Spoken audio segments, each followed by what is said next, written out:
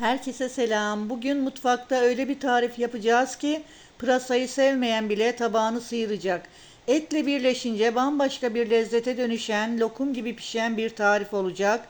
Ne ağır kokusu ne de dağılan bir kıvam.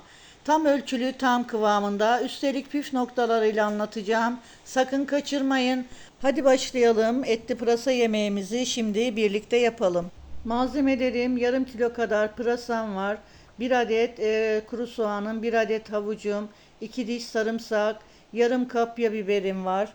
Bir yemek kaşığı kadar domates salçam, yarım çay bardağı kadar pirinç, yarım çay bardağı kadar zeytinyağı ve 250 gram kadar da kuşbaşı et. Öncelikle etlerimizi pişireceğiz arkadaşlar. Tencereme yağımı alıyorum. Eti üzerine ilave ediyorum. Şimdi etimizi önce pişirmemiz lazım arkadaşlar. Biliyorsunuz pırasa yemeği çok çabuk pişen bir yemek. Bunun için etlerimizin önceden pişirilmesi gerekiyor. Şimdi kavuruyorum güzelce. Üzerine yeteri kadar sıcak su ekleyeceğim. Böyle bir karıştırıyorum. Ve etimizi pişmeye bırakıyorum. Etimiz pişerken ben de malzemeleri doğramaya başlayacağım. Bir adet soğanımı yemeklik şekilde doğruyorum arkadaşlar. Sarımsakları da yine küçük küçük doğruyorum. Havuçları böyle halkalar halinde doğrayalım. Çok kalın doğramayalım. Kapya biberi de yemeğime renk versin diye ben kullanıyorum. İsterseniz kullanmayabilirsiniz. Onu da ince ince şu şekilde doğradım.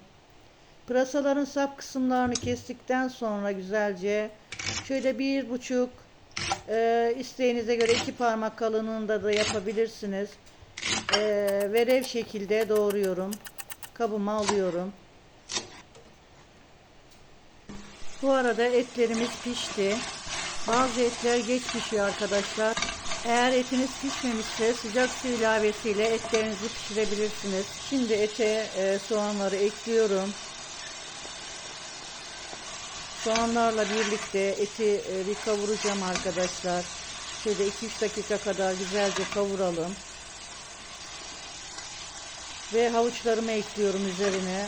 Havuçlarla birlikte yine soğanları 1-2 dakika kadar da bu şekilde kavuralım. Şimdi kapya biberleri de ekledim üzerine. Onu da şöyle bir karıştırıyorum. Ve sarımsaklarımı ilave ediyorum. Yine karıştırmaya devam ediyorum. 1 tatlı kaşığı kadar toz biberi ilave ettim. 1 yemek kaşığı kadar da domates salçamı ilave ettim. Şöyle bir karıştırdım.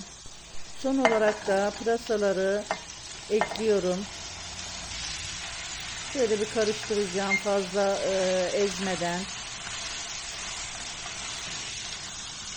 Üzerine 1 çay bardağı kadar sıcak suyunu ekledim. Şimdi tenceremin kapağını kapatacağım. Kısık ateşte bir 5 dakika kadar bu şekilde pişireceğim. Evet, koyduğum sıcak su şu anda çekmiş durumda. Yine şöyle bir karıştırıyorum. Ve üzerine gelecek kadar sıcak suyu şimdi ilave ediyorum. Tuzumu da ekledikten sonra arkadaşlar yine ocağımızın altı kısık ateşte olacak şekilde tenceremin kapağını kapatıp pişmeye bırakıyorum. Ara ara kontrol edelim. Havuçlar bayağı bir pişmiş. Üzerine ben hemen pirincimi ekliyorum. Üzerine biraz limon sıkıyorum. Pirinçler pişince yemeğimiz tamamdır. Yemeğim pişti arkadaşlar. Size kıvamını bir göstermek istiyorum. Gerçekten harika oldu. Çok lezzetli oldu. Gördüğünüz gibi pırasa yemeğimiz lokum gibi pişti. Rengiyle, kokusuyla, kıvamıyla gerçekten efsane oldu. Şöyle bir kaşık aldığınızda etin yumuşaklığı, pırasanın lezzeti direkt hissediliyor. İnanın bir tabakla kalmayacaksınız. Eğer tarifimi beğendiyseniz videoyu beğenmeyi unutmayın. Çünkü sizin desteğinizle daha çok kişiye ulaşıyoruz. Hala abone değilsiniz, kanalıma abone olup bana destek olabilirsiniz. Yeni pratik ve lezzetli tariflerde görüşmek üzere. Şimdilik hoşça kalın.